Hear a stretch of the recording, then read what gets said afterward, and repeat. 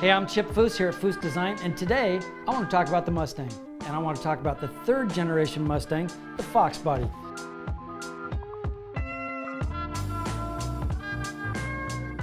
Built from 79 to 93, the chassis was used for 26 years. And it's funny that they call it the Fox-body when what they're actually referring to is the Fox platform. I'm looking at this Mustang right now and I'm trying to decide what I want to do with it.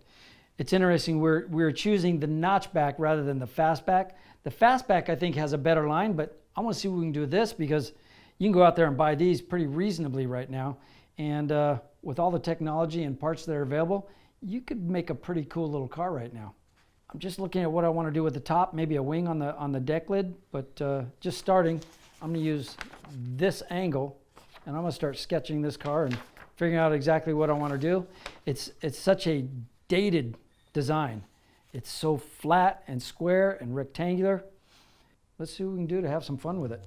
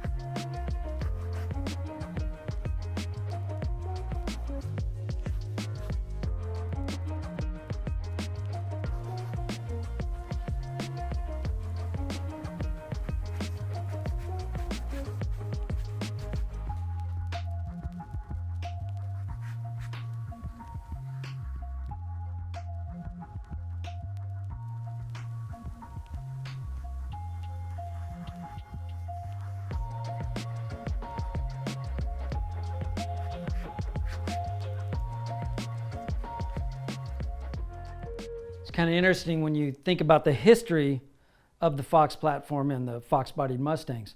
The fact that Lee Iacocca, when he was still with Ford before leaving to go to Chrysler, he's the one that greenlit the Fox chassis at Ford Motor Company.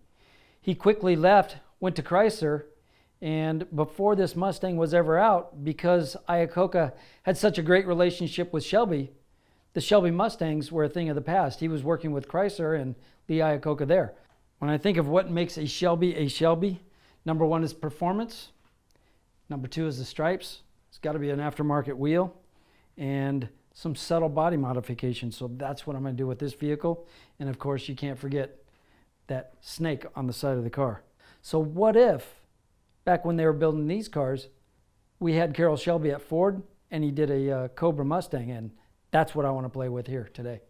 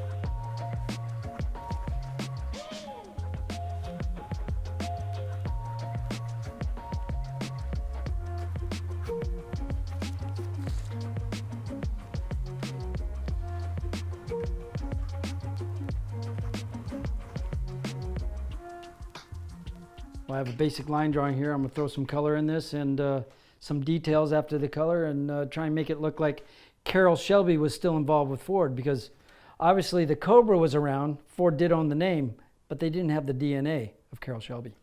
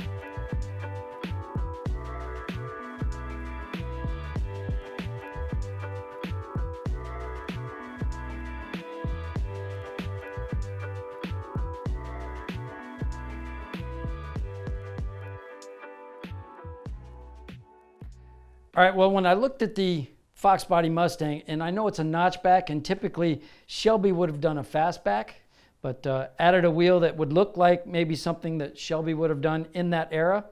Of course, it's a face mount wheel, but I dipped the spokes in a little bit. Played around mostly with just graphics, but I also did a subtle ground effects around the rear bumper, down on the lower rocker, and I think you could use this bumper, but it'd be nice if we could add a little bit of depth to it. Of course, I added a hood scoop to it and a rear wing, and then I added not just the 5.0 graphic, but with Shelby underneath it. I think that's what it would have had. They had the Cobra, but with Carroll's DNA, it would have been a Shelby. When I look at this, and if you were asking me what makes the Fox body a Mustang to me, I would want to go to the fastback, because the fastback says Mustang to me.